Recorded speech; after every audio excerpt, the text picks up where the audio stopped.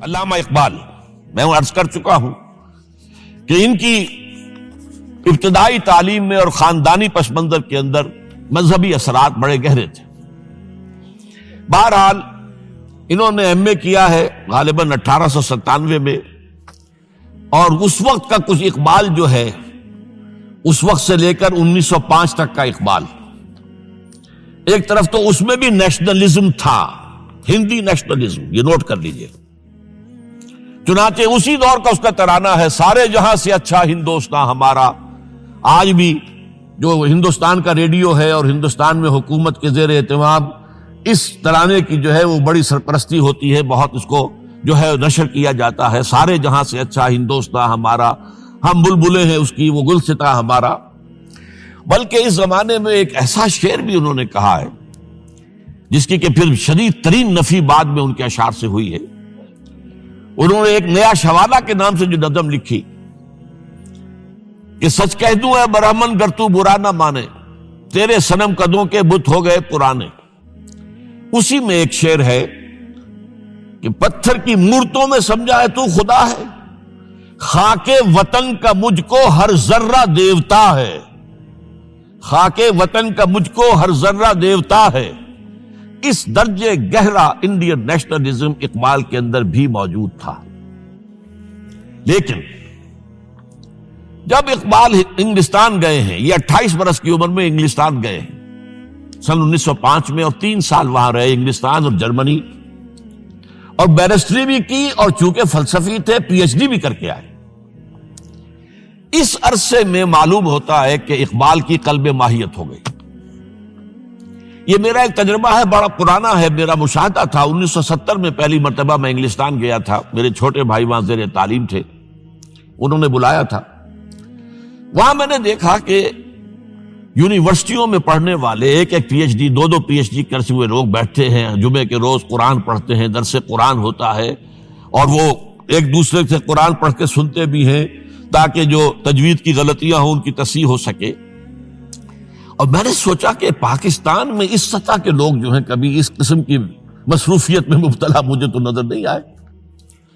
تو اس کا مجھے ایک اصل میں تجزیہ میرا یہ تھا کہ جن لوگوں کی بنیادی تربیت میں اور خاندانی اثرات میں مذہب کا ایلیمنٹ موجود ہوتا ہے، چاہے وہ ہندوستان میں رہتے ہوئے وہ زیادہ ظاہر نہ ہو، نمایاں نہ ہو، اس کے آثار سامنے نہ آئے، لیکن جب وہ ایک مخالف ماحول میں پہنچتے ہیں، اس مخالف ماحول میں ان کے اندر کا وہ چنگاری ان کی جو ہے وہ شعلہ بن کر بھڑکتی ہے۔ چنانچہ یہ معاملہ میں نے پھر بعد میں امریکہ میں بھی دیکھا، ہر جگہ دیکھا ہے کہ وہاں 2 نتیجے ہوتے ہیں، یا تو یہ کہ ایک آدمی ڈاؤن دی ڈرین گیا، تو وہاں کی تہذیب میں رنگا گیا شراب اور یہ اور وہ اور رقص اور سب یہ ساری چیزیں آ گئی، اور یا پھر جو بچ گیا جس کے اندر دین کا کوئی حمیت کا شائبہ تھا، وہ پھر بھڑکتا ہے، پھر وہ ایکٹیوسٹ ہوتے ہیں، وہ کام کرتے ہیں۔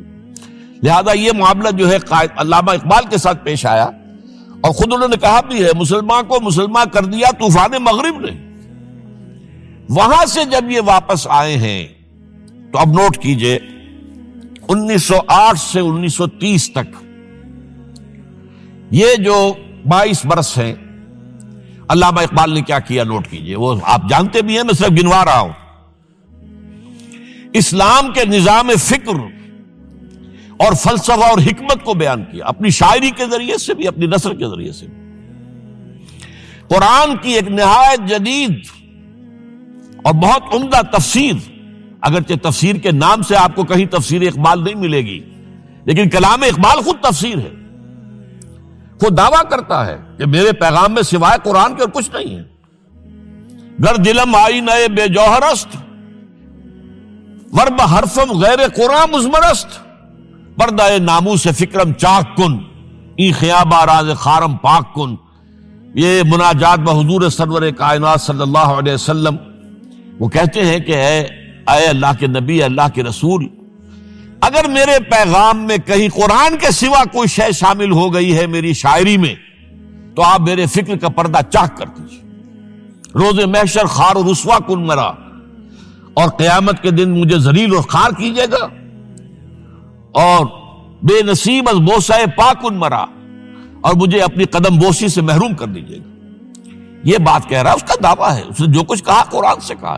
اس کی شاعری جو ہے میرے نزدیک، اور میں نے تو اپنی جو سورسز گنوائی ہیں کہ میں نے جو قرآن مجید کا فکر یا سوچ جو بھی آپ اسے کہیں، جو تھوڑا بہت مجھے میسر ہوا ہے، ان میں نے 8 اشخاص کو نمایاں طور پر بیان کیا ہے. 4 یہ ہیں 2 کے جوڑے. 2 ابوین ہیں، ابو الکلام ابو العلا مودودی، ابو الکلام آزاد. 2 دکترین ہیں، ڈاکٹر اقبال، ڈاکٹر رفیع الدین. 2 شیخین ہیں، شیخ الہند مولانا محمود حسن، جن کا ترجمہ ہے قرآن مجید کا، اور اس پر حواشی ہے شیخ الاسلام شبیر احمد عثمانی کی. 2 ہی عین مولانا فراہی اور مولانا اصلاحی، جنہوں نے قرآن مجید کے مضامین کے اندر جو اندرونی نظم ہے اسے واضح کیا. علامہ اقبال میری ایک بہت بڑی سورس ہے، بلکہ سب سے زیادہ گہرا اثر مجھ پر جو ہے بچپن سے جو ہوا ہے وہ تو علامہ اقبال کا ہے. 5ویں جماعت کا طالب علم تھا جب ان کا یہ شعر میرے ذہن میں کہیں چپک کر رہ گیا ہے، جواب شکوہ کا: وہ زمانے میں معزز تھے مسلمان ہو کر، اور تم خار ہوئے تارک قرآن ہو کر. پھر علامہ اقبال نے مغربی فکر پر شدید تنقید کی، بہت بڑا ناقد، اور خاص طور پر مغربی تہذیب جو ہے اس کی نفی کی. یہ سارا کام کیا، اور اس سب سے بڑھ کر وہ تجدید ملت اسلامی کا علمبردار برکت صاحب نے آیا. اس نے خوشخبری دی کہ دنیا میں اسلام کے غلبے کا دور آنے والا ہے. ملت اسلامیہ جو اس وقت دبی ہوئی ہے، پسی ہوئی ہے، پوری دنیا میں پامال ہے. آپ کو معلوم ہے کہ پہلی جنگ عظیم کے بعد کیا صورت ہو گئی تھی؟ سلطنت عثمانیہ کے جب دھجیاں بکھیر دی گئیں اور کولونیل امپیریلزم جو ہے پورے عالم اسلام پر حکمران تھا، پورا عالم اسلام جو ہے محکوم. اگرچہ یہ دبے ہوئے ہیں، پسے ہوئے ہیں، گرے ہوئے، لیکن ان کا دوبارہ غلبہ ہوگا، یہ ابھریں گے. ملت اسلامیہ کی تجدید ہوگی، اسلام کی نشأت ثانیہ ہوگی، اسلام کے روشن مستقبل کے مبشر بن کر علامہ اقبال سامنے آئے. اور ایک اور جو بہت بڑا کام کیا وہ وہی وطنی قومیت کی شدید نفی، بلکہ شدید کا لفظ بھی کافی نہیں ہے، شدید ترین نفی کی ہے. اس لیے کہ اس وقت وطنی قومیت جو ہے اس وقت مسلمانوں کو اپنے اندر انگلف کرنے کے لیے پوری قوت کے ساتھ زور لگا رہی تھی. میں نے علامہ اقبال کے حوالے سے جو باتیں کی ہیں کہ احیاء فکر اسلامی اور تجدید ملت اسلامی، اس کے ساتھ ساتھ ہندوؤں میں کیا ہو رہا تھا اس دور میں، ان کے ہاں بھی ان کی مذہبی تجدید کا عمل بڑی شدت کے ساتھ شروع ہوا. اس میں بھی چند ناموں کا میں تذکرہ کرنا چاہوں گا. بنکم چٹرجی، اس نے بندے ماترم کا یہ جو ترانہ ہے آج بھی بھارت کے اندر مجبور کیا جا رہا ہے مسلمانوں کو بھی کہ وہ بھی اسکولوں کے اندر یہ ترانہ پڑھیں، اور ابھی مسلمان رجسٹ کر رہے ہیں.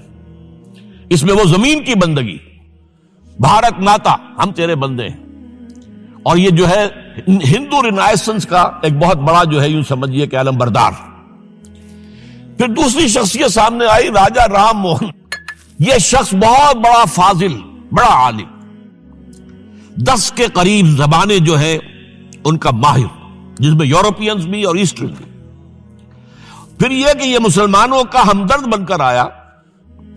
انگریز نے جب یہاں پر ان کے پادریوں نے تثلیث کی تلقین شروع کی ہے تو آئینہ توحید کے نام سے اس نے کتابچہ لکھا اس کی نفی کے لیے. اس حوالے سے یہ کچھ ایسی شخصیت بننے کی کوشش کر رہا تھا کہ مسلمان بھی اس کو قبول کریں. اور اس کے بعد پھر اس نے برہمو سماج کے نام سے ایک ادارہ قائم کیا.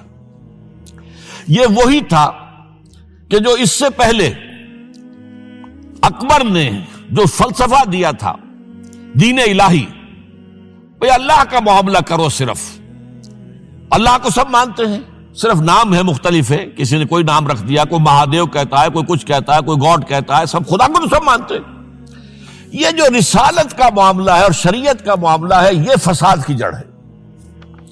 رسالت کی بنیاد پر شریعتیں مختلف، عبادتیں مختلف، ذرا اس کو پیچھے ڈالو. تو دین اکبری یا دین الہی اس کا نام تھا. اس کے اندر بھی در حقیقت کوشش یہ تھی کہ تمام مذاہب کو ایک ہاون دستے میں ڈال کے اور اس کو کوٹ کے اور چھان پیس کے ایک صفوف بنا کر ایک کامن مذہب ہندوستان کا وجود میں لایا جائے. بہرحال اس وقت اللہ تعالیٰ نے کھڑا کیا ہے حضرت مجدد الفسانی رحمۃ اللہ علیہ کو کہ جنہوں نے اس فتنے کی سرکوبی کی. اس نے بھی مجلس ایزدی کے نام سے ایسا ہی ادارہ شروع کیا، اور یہ گویا کہ ٹھنڈی چھری کے مانند، اس لیے کہ اسلام کا دار و مدار تو رسالت پر ہے. بقول اقبال بمصطفیٰ برسا خویش را کے دی ہماؤست، اگر بہو نہ رسیدی تمام بول آبیست. اسلام کا تو سارا معاملہ، دین جو ہے اس کا سارا جو دار و مدار ہے وہ رسالت پر ہے، نبوت پر ہے، اسی پر شریعت کا سارا دار و مدار ہے. رسالت سے کاٹ دیجئے، حدیث سے کاٹ دیجئے، سنت سے کاٹ دیجئے، تو پھر قرآن کو پھر موم کی ناک بنا کر جو چاہیں آپ تعبیر کر لیں، جو چاہیں تشریح کر لیں، جدھر چاہیں اسے موم کی ناک کی طرح بوڑ کر لے جائیں. بہرحال اس معاملے میں بھی پھر ایک تیسری تحریک جو شروع ہوئی وہ بہت ملیٹنٹ تھی، آریہ سماج.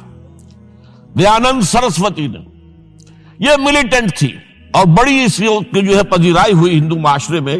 انہوں نے کھل کر یہ کہا کہ ہندوستان صرف ہندوؤں کا ملک ہے، یہاں مسلمانوں کے لیے کوئی جگہ نہیں، لہذا یا ہندو ہو جائیں مسلمان اور یا پھر یہاں سے ہجرت کر جائیں. کھل کر آریہ سماج، اسی کے تحت پھر مہاسبھا بنی، اسی کے تحت RSS، انتہائی ملیٹنٹ آرگنائزیشن جو ہے ہندوؤں کی، یہ سب جو ہے دیانند سرسوتی کا.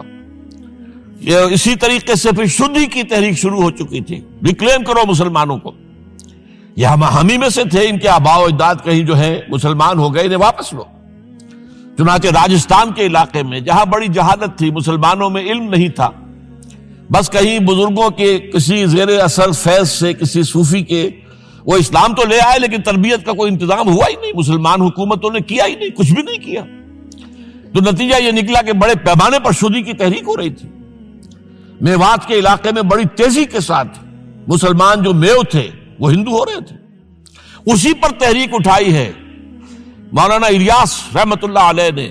ان کا مقابلہ کرنے کے لیے، اس تحریک کا، اس شدھی کی تحریک کا مقابلہ کرنے کے لیے یہ تبلیغی جماعت کا نظام بنایا تھا کہ بس 6 باتیں لو اور جاؤ، دیہات میں جاؤ، چنے لے کر گڑ لے کر جاؤ، کسی کا کھانا نہ کھاؤ، اپنا کھانا کھاؤ، کوئی تنخواہ نہیں، اور دین کی تبلیغ کرو.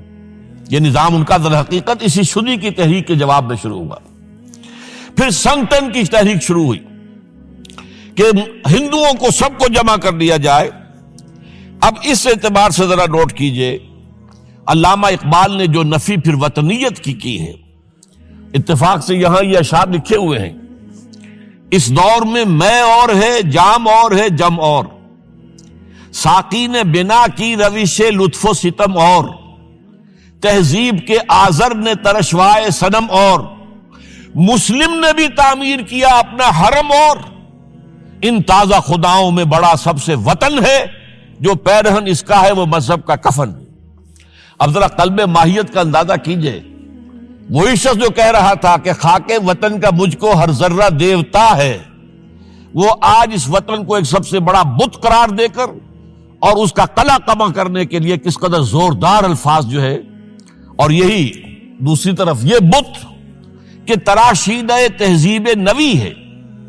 یہ جو نیشن سٹیٹ کا تصور ہے، یہ 18ویں صدی سے یورپ میں شروع ہوا. نیشن سٹیٹ، ایک ملک میں رہنے والے سب شہری ہیں، برابر ہیں، اور ان کے اندر مذہب کا اختلاف ہو، یہ اس کا کوئی حیثیت نہیں. مذہب تو پرائیویٹ معاملہ ہے، ہاں جو سرکاری سطح پر ہوگا معاملہ، اجتماعی معاملات جو ہے وہ کسی مذہب سے طے نہیں ہوں گے. یہ نیشن سٹیٹ کا تصور، یہ بت کہ تراشیدہ تہذیب نوی ہے، غارت گرے کاشانہ دین نبوی ہے، بازو تیرا توحید کی قوت سے قوی ہے، اسلام تیرا دیس ہے تو مصطفی ہے، نہ زارہ دیری نہ زمانے کو دکھا دے، اے مصطفی خاک میں اس بت کو ملا دے. اس سے بھی زیادہ مجھے ملا ہے ایک ان کے قطعہ جو ہے: منزل راہ رواں دور بھی دشوار بھی ہے، کوئی اس قافلے میں قافلہ سالار بھی ہے، بڑھ کے خیبر سے ہے یہ مارکہ دین و وطن. خیبر، غزوہ خیبر سے کہیں بڑھ کر یہ دین و وطن کا مارکہ، کہ ہمارے نزدیک ہماری قومیت کی بنیاد ہمارا دین ہے. آج دنیا یہ کہتی ہے کہ قومیت کی بنیاد وطن ہے. یہ جو مارکہ دین و وطن ہے، بڑھ کے خیبر سے ہے یہ مارکہ دین و وطن. اس زمانے میں کوئی حیدر کرار بھی ہے، تو واقعہ یہ ہے کہ علامہ اقبال نے اس سلسلے میں وہ رول بھی پلے کیا کہ جو حضرت مجدد الفسانی رحمت اللہ علیہ نے دین اکبری کا قلع قبا کرنے میں ادا کیا تھا، اور اس میں کوئی شک نہیں ہے۔ اس اعتبار سے میں کہا کرتا ہوں کہ حضرت مجدد الفسانی کے بروز کی حیثیت رکھتے ہیں علامہ اقبال، اور ان کو جو گہری نسبت تھی، حاضر ہوا میں شیخ مجدد کی لحد پر، وہ خاک کے ہے زیر فلک مطلع انوار، گردن نہ جھکی جس کی جہانگیر کے آگے، جس کے نفس گرم سے ہے گرمی احرار، وہ ہند میں سرمایہ ملت کا نگہباں، وہ ہند میں سرمایہ ملت کا نگہباں۔ ملت کا سرمایہ تو سارا کا سارا جو ہے ایمان بالرسالت سے۔ آپ حضرت مجدد الفسانی کے خطوط پڑھیے، سب سے زیادہ زور اطاعت رسول، اطاعت رسول، اطاعت رسول، اطاعت رسول۔ جس کی جڑ کاٹنے کی کوشش کی تھی دین الہی کے ذریعے سے اکبر نے، اس کو دوبارہ مستحکم کیا ہے وہ مجدد الفسانی رحمت اللہ علیہ نے۔ اب آئیے 1930 کا ماہ دسمبر، اس میں ایک بات ہم دیکھ چکے، محمد علی جناح ہندوستان کی سیاست سے مایوس ہو کر ملک چھوڑ کر انگلستان میں جا کر آباد ہو چکے۔ اور اس ضمن میں ایک واقعہ میں آپ کو سنا دوں۔ ایس ایم اکرام صاحب کا نام بہت سے حضرات کے علم میں ہوگا، ان کی 3 کتابیں جو ہیں بڑی مارکت الآراء ہیں، آب کوثر، موج کوثر، روض کوثر۔ ادارہ ثقافت اسلامیہ کے ڈائریکٹر رہے بہت عرصے تک، بہت پڑھے لکھے آدمی تھے۔ وہ آکسفورڈ میں پڑھتے تھے اس زمانے میں۔ وہ لندن گئے، انہوں نے محمد علی جناح صاحب سے ملاقات کی اور کہا کہ آپ کیوں چھوڑ کر آ گئے ہندوستان؟ ہندوستان کے مسلمانوں کو آپ کی رہنمائی کی ضرورت ہے۔ تو جواب جو تھا محمد علی جناح کا وہ نوٹ کرنے کے قابل ہے۔ ہندوز آر انکوریجیبل، یہ ہے جو نتیجہ نکالا تھا محمد علی جناح نے۔ یوں سمجھیے کہ 24 برس کی محنت شاقہ کہ کوئی اتحاد کا فارمولہ طے ہو جائے، کوئی بنیاد ہو جائے، کوئی ہمارے مابین متفق علیہ اسکیم طے بن جائے، لیکن جس درجے مایوس ہوا ہے شخص، ہندوز آر انکوریجیبل، یہ ناقابل اصلاح ہے۔ اور مسلمانوں کا حال یہ ہے کہ ان کا ایک لیڈر جو بات مجھ سے کرتا ہے صبح کو وہ شام کو ڈپٹی کمشنر کو بتا دیتا ہے۔ تو اب میں ایسی قوم کی رہنمائی کیسے کروں؟ تو یہ میں نے آپ کو یہ واقعہ بھی سنا دیا کہ وہ مایوسی کا عالم کیا تھا۔ لیکن اب جو ہے 1930 میں، جبکہ مسلم انڈیا کا ایک سورج تو غروب ہو گیا تھا، مغرب میں جا کر بیٹھ گیا، مغرب میں سورج غروب ہوتا ہے، ایم اے جناح تو وہاں بیٹھ گئے۔ ایک سورج اب طلوع ہوا ہے مسلم لیگ کے پلیٹ فارم پر، یہ ہے علامہ اقبال۔ 1930 کا جو ان کا خطبہ ہے الہ آباد کا، وہ بہت اہم، بہت اہم، بہت اہم۔ ایک تو یہ کہ انہوں نے اپنی شاعری کے ذریعے سے وطنیت کی جو نفی کی تھی اور مسلم قومیت کا جو اس بات کیا تھا، اسے ایک فلسفیانہ انداز میں سوشیولوجی، عمرانیات کے مسلمہ اصولوں کی روشنی میں جس طریقے سے مدلل بیان کیا ہے، اس اعتبار سے وہ ایک بہت قیمتی دستاویز ہے۔ لیکن اس کے ساتھ ہی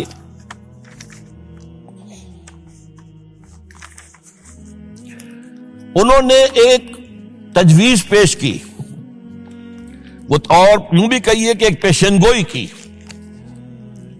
وہ پیشن گوئی یہ تھی کہ ہندوستان کے شمال مغرب میں ایک مسلمان ریاست قائم ہوگی، اور پھر یہ بھی کہا میں مطالبہ کرتا ہوں کہ وہ قائم ہو۔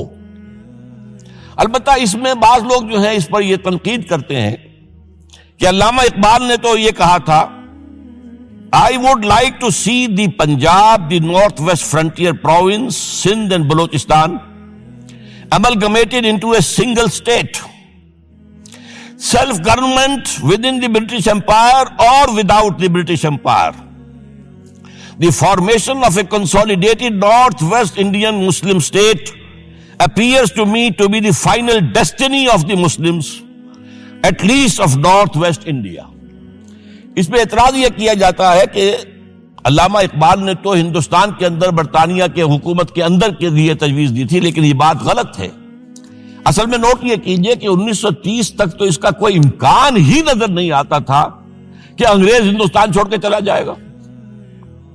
تو اس وقت کے لیے ان کی تجویز یہ تھی کہ ہندوستان میں ایک صوبہ بنا دیا جائے، یہ آج کا پاکستان، یا یوں سمجھیے کہ جو کچھ عرصے پہلے 1 یونٹ بنا تھا، برٹش انڈیا میں بھی یہ 1 یونٹ کی حیثیت سے ایک سٹیٹ بن جائے، تاکہ اس علاقے میں مسلمانوں کے اندر جو کچھ قومیتی کچھ تھوڑا تھوڑا فرق ہے، کلچر کا فرق ہے، کچھ ان طرح کی چیزیں، زبانوں کا فرق ہے، تو یہ جو ہے مل جل کر ان کے اندر ایک قوم کا تصور جو ہے باقاعدہ پیدا ہو جائے۔ اسی لیے وہ کہتے ہیں I demand the formation of a consolidated Muslim state in the best interest of India and Islam.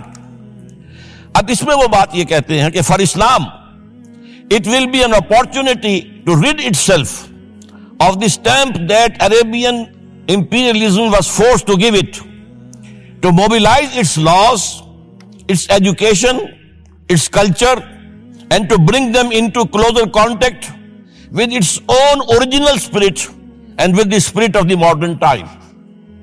وہ کہتے ہیں کہ اگر ایسا ہو گیا، ایک تو یہ کہ ڈیسٹنی ہے، ہوگا، رہے گا، شمال مغربی ہند کے اندر ایک مسلمان ریاست قائم ہو کر رہے گی۔ اب یہ پروفیسی بھی تھی، پیشن گوئی، اور یہ بھی کہ میں مطالبہ کرتا ہوں، ایک تجویز بھی تھی، لیکن اس کا جو اصل عنصر ہے، جو میرے نزدیک جو انقلابی حصہ ہے، جہاں تک ہندوستان کی جو تقسیم کا معاملہ ہے، یہ اور بھی بہت سے لوگوں کی طرف سے یہ باتیں آتی رہی تھی۔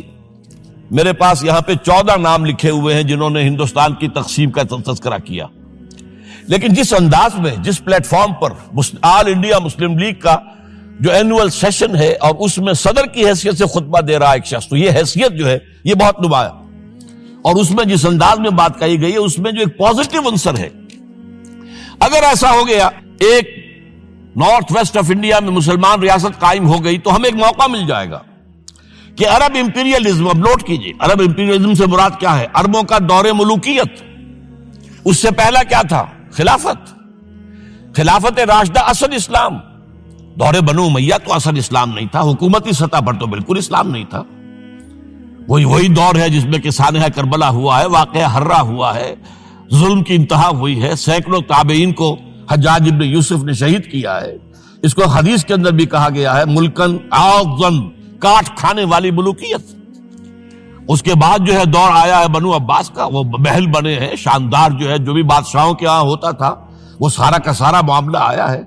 تو اب دنیا اسلام کو ان کے آئینے میں دیکھتی ہے، وہ سمجھتی ہے یہ اسلام ہے، لہذا اس میں تو کوئی شے ایسی نہیں ہے جو اٹریکٹ کر سکے، جو کسی قوم کو اسلام کی طرف جو ہے وہ کھینچ سکے۔ تو یہ جو امپریشن ہے جو کہ اس دور ملوک کی عرب امپیریلزم کا لفظ استعمال کیا ہے، اسلام کے چہرے پر جو بدنما داغ اور دھبے آ گئے ہیں، انہیں ہٹا کر وہ جو اس کی اوریجنل پیورٹی ہے، اور ظاہر بات ہے کہ دور ملوکیت سے پہلے خلافت راشدہ، تو گویا کہ اس میں اگرچہ نام خلافت راشدہ کا نہیں لیا گیا ہے، لیکن یہ ہے کہ بات مراد وہی ہے، لیکن اور اس میں بھی جو بڑی حکیمانہ بات ہے کہ ہم اس کو bring them into closer contact with its old original spirit، جو اصل اسلام کی اصل روح ہے، and with the spirit of the modern times، اس زمانے کے جو تقاضے ہیں ان کے مطابق اجتہاد کے دروازے کو کھول کر، اور ہم ایک ایسا نظام جو ہے وہ یہاں پر قائم کریں۔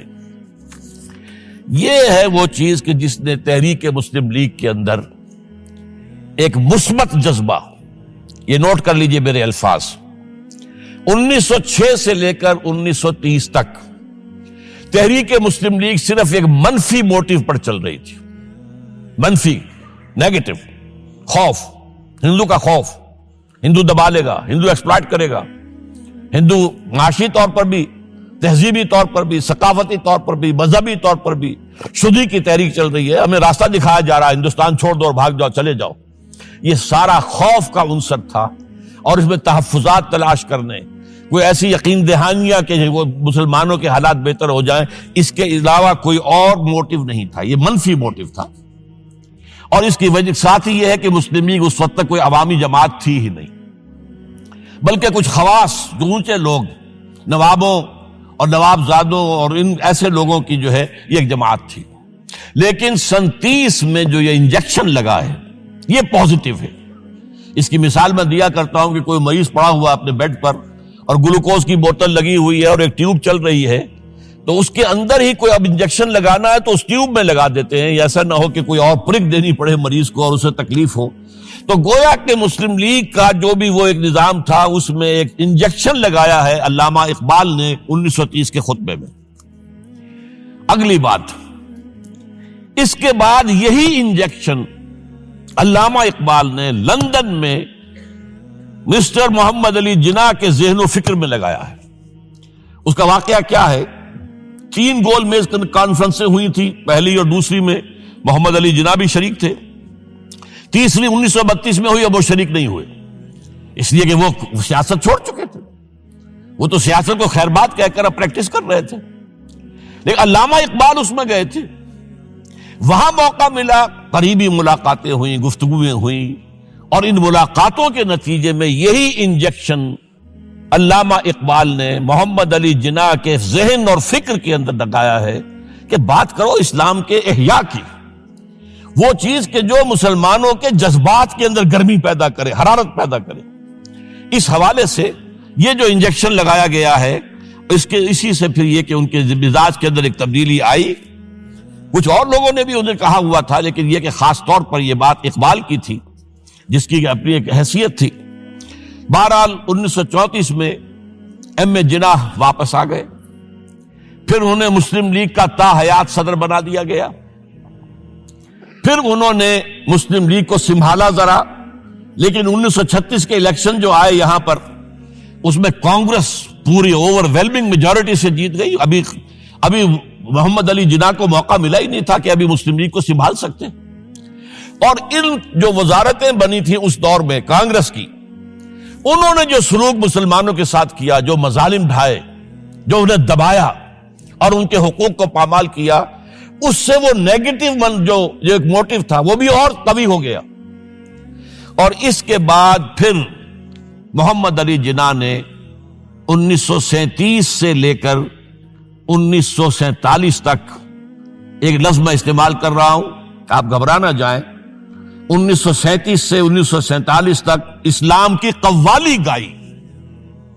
پورے 10 برس اسلام اسلام اسلام اسلام، ہمیں اسلام چاہیے، اسلامی تہذیب ہم چاہتے ہیں، اسلامی قانون ہم چاہتے ہیں، ہمارے قوانین اور ہیں، ہمارا مذہب نہیں ہے، وہ دین ہے، وہ زندگی کے تمام معاملات پر. یہ جو ہے میں قوالی اس لیے کہہ رہا ہوں کہ قوالی میں تکرار ہوتی ہے. جس تکرار کے ساتھ یہ اب اس موقع پر آ کر محمد علی جناح قائد اعظم بن گئے. مسلمانوں کے دلوں کی بات، اقبال نے جو ولولہ پیدا کر دیا تھا، ایک ولولہ تازہ دیا میں نے دلوں کو، لاہور سے تا خاک بخارا اور سمرقند. وہ جو ولولہ تھا، جو غلغلہ تھا، اب محمد علی جناح کی زبان سے جب وہ بات آئی ہے تو یہ مسلمانوں کے دل کی آواز تھی، ان کی روح کی پکار تھی. لہذا اب مسلم لیگ ایک عوامی جماعت بنی اور محمد علی جناح اب قائد اعظم قرار پائے. اب اس معاملے میں چاہتا ہوں ذرا، کیونکہ یہ بات نئی سی ہوگی، میرے اس تجزیے کے روح سے نظریہ پاکستان اسلام اور اسلام کا احیاء خلافت راشدہ کے مفہوم میں، اور اس کا خالق اقبال ہے، اس میں کوئی شک نہیں. قائد اعظم تک بھی یہ بات پہنچانے والا اقبال ہے، اور پھر اسی پر قائد اعظم نے عمل کیا ہے. تو اس چیز کو بہت سے لوگ جو ہیں آسانی کے ساتھ تسلیم نہیں کریں گے، لیکن میں یہ چاہتا ہوں کہ خود قائد اعظم نے علامہ اقبال کے بارے میں جو کچھ کہا ہے اس کی 2 کوٹیشنز آپ کے سامنے رکھ دوں. کلکتہ 21 اپریل 1938 کو علامہ اقبال کا انتقال ہوا. اس وقت کلکتے میں ایک بہت بڑا جلسہ ہو رہا تھا فلسطین کے مسئلے پر غور کرنے کے لیے. قائد اعظم اس کے چیف مقرر تھے. اب یہ خبر پڑھیے. A mammoth public meeting of the Muslims of Calcutta was held on the football ground on 21st April to consider the Palestine problem. But it was converted into a condolence meeting to mourn the death of Allama Iqbal. Mr. M. A. Jinnah said that the sorrowful news of the death of Dr. Sir Muhammad Iqbal had plunged the world of Islam in gloom and mourning. Sir Muhammad Iqbal was undoubtedly one of the greatest poets, philosophers and seers of humanity of all times. Note कीजिए, one of the greatest poets, philosophers and seers, जिनको के मुस्तकबिल को देखने की सलाहियत होती है, जिनकी निगाह गाह मेरी निगाह तेज चीर गई दिले वजूद, जिसके बिना पर आबे रवाने कबीर तेरे किनारे कोई देख रहा है किसी और जमाने के ख्वाब. ये अल्लामा इकबाल ने जो कुछ देखा था इस्लाम के मुस्तकबिल के बारे में. He took a prominent part in the politics of country and in the intellectual and cultural reconstruction of the Islamic world. His contribution to the literature and thought of the world will live forever. अब आखिरी जुमला सुनिए गौर से. To me, he was a personal friend, number 1, philosopher, number 2, and guide, number 3, and as such the main source of my inspiration and spiritual support. कोई शक इसके बाद रह जाता? और ये अल्फाज कौन कह रहा है? ये मोहम्मद अली जिन्ना है. लफ्फाज आदमी नहीं है वो कोई शोला बयान खतीब जो अल्फाज जो है उसके अब्बार लगा दे, नहीं. जो एक एक लफ्ज, वकील, बहुत बड़ा वकील, एक एक लफ्ज जो है तोल कर बोलने वाला, उन्हें क्या करार दिया? तो खुद तस्लीम किया. दूसरा मैं और दे रहा हूं, यह सन 40 में इकबाल डे मनाया गया था.